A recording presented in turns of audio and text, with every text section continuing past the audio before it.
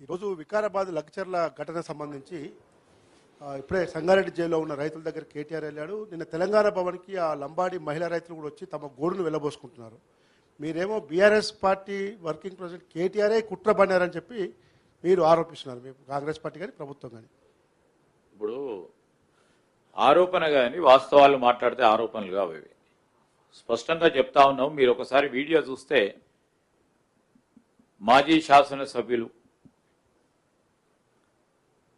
మేము ఎవరైనా వస్తే కొడతాం, కొట్టి తీడుతాం, బుద్ధి చెప్తామని చెప్పింది వారా?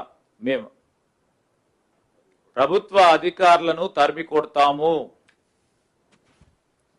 అని స్పష్టంగా చెప్పింది టీఆర్ఎస్ పార్టీకి సంబంధించిన వారి అగ్రనేతలు. సరే, మేమేమన్నాము? ప్రభుత్వ అధికారులకు సంబంధించి భయాందోళనకు గురి చేసి చితుకబాది చంపే ప్రయత్నం చేయటం ప్రజాస్వామికంగా దాన్ని మీరు ఖండించకుండా ఆహ్వానం పలుకుతూ స్వాగతం పలుకుతూ సంఘీభావం తెలియజేస్తా ఉన్న తరుణం రాష్ట్ర ప్రజలందరూ కూడా చూస్తా ఉన్నారు. మేము స్పష్టంగా చెప్పడం జరిగింది, అమాయకులైన ఆ గిరిజన రైతు సోదరులకు సంబంధించి వారికి ఉన్న అనుమానాలు కానీ వారికి ఉన్న ఆలోచనలు కానీ వారి అభిప్రాయాలను తెలుసుకునే ప్రజాస్వామికమైన పద్ధతిలోనే పోతాం. రాబోయే కాలంలో కూడా వారిని అడ్డుపెట్టుకొని దాదాపు 15-16 మంది ఆ ప్రాంతంలో రైతు కాని వాళ్ళు కూడా బండలు విసరడం, వాళ్ళని అరెస్ట్ చేస్తే వాళ్ళని అక్కడ పోయి పరామర్శించడం జరుగుతూ ఉన్న సందర్భాన్ని ప్రజలందరూ కూడా గమనించాలి. పాత్రికేయ మిత్రులు కూడా ఆలోచన చేయాలని కోరుతా ఉన్నా. ఒక కలెక్టర్ పైన దాడి, ఒక గ్రూప్ 1 ఆఫీసర్ పైన దాడి, చంపే ప్రయత్నం జరిగిందా లేదా స్పష్టంగా మేం చెప్పడం కాదు, టీవీలలో కనబడ్డాయి. ప్రజాస్వామిక పద్ధతిని అవలంబిస్తూ ముందుకు నడిచినాం తప్ప వాళ్ళను బలవంతంగా మీరు ఈరోజు దీనికి ఒప్పుకోవాలని చెప్పడం జరగలేదు. కలెక్టర్ గారు పోయి వారి అభిప్రాయ సేకరణ భాగంలోనే వారికి ఎక్కడికి వెళ్ళటం జరిగింది.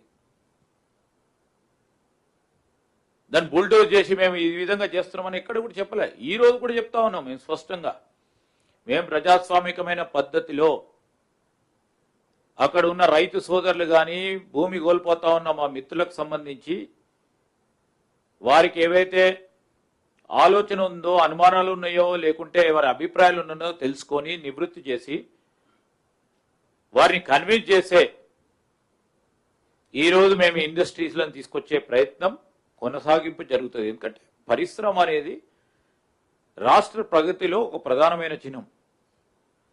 ఇక మేము అన్నిటికీ అవరోధిస్తాం, దీన్ని ముందుకు నడవద్దు, ఇండస్ట్రీ రావద్దు, ఈ రాష్ట్రం భయభ్రాంతులకు ఎక్కడో ఇంత పూర్వకం కొన్ని రాష్ట్రాల్లో ఉంటుండే ఆ విధమైన ఒక భయంకరమైన పరిస్థితి వాతావరణం క్రియేట్ చేయాలి, కాంగ్రెస్ పార్టీ ప్రభుత్వం సంబంధించిన అధికార యంత్రాంగాన్ని భయపెట్టియాలి అని ఒక అభిప్రాయం. ఇది కరెక్టా? ఈ తెలంగాణ సమాజానికి, తెలంగాణ సంస్కృతిలో ఎప్పుడైనా ఉందా?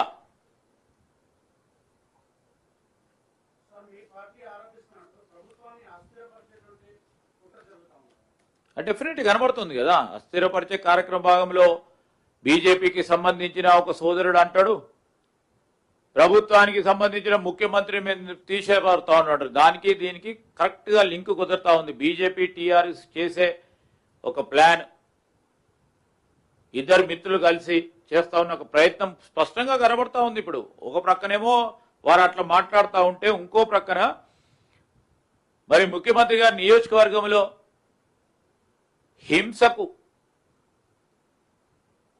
ప్రోత్సాహం చేస్తూ ముందుకు నడిచింది ఇంకో పార్టీ.